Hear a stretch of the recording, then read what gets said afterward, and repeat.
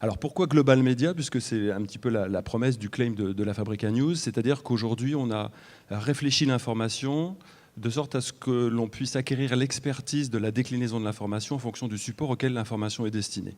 Selon si vous allez la consulter sur mobile, sur tablette, sur ordinateur, à la radio ou tout simplement à la télévision. Quand les gens vont sur le web, maintenant, ils veulent voir des vidéos et ils sont attirés 10 fois plus par une vidéo que par un texte.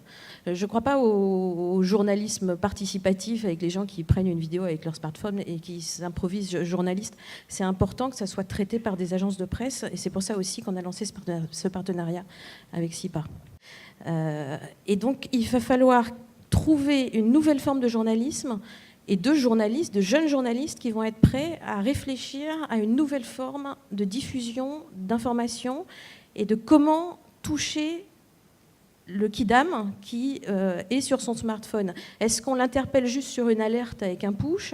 Est-ce que dans la foulée, on lui envoie une photo? Est-ce qu'on lui envoie une vidéo? Est-ce qu'on va le renvoyer sur un texte sur le web pour avoir plus de contenu? Ce sont des vraies questions qui se posent actuellement au sein des rédactions.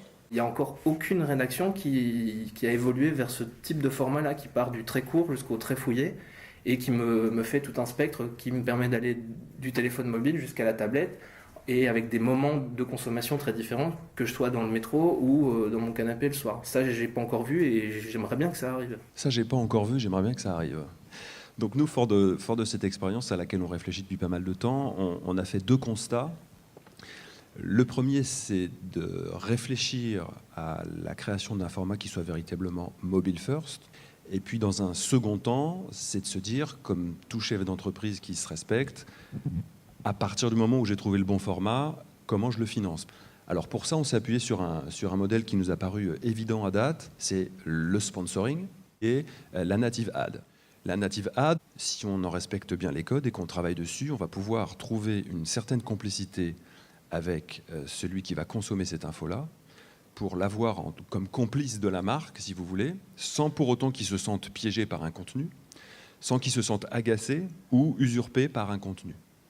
Ce qui va permettre aux diffuseurs d'une vidéo, quelle que soit la plateforme utilisée, de pouvoir à la fois valider le prétexte journalistique lié à ce genre d'information, et en même temps de pouvoir insérer, sans pour autant trahir la promesse qu'il a vis-à-vis de son lectorat ou de son auditoire, à la qualité et à la déontologie de son information.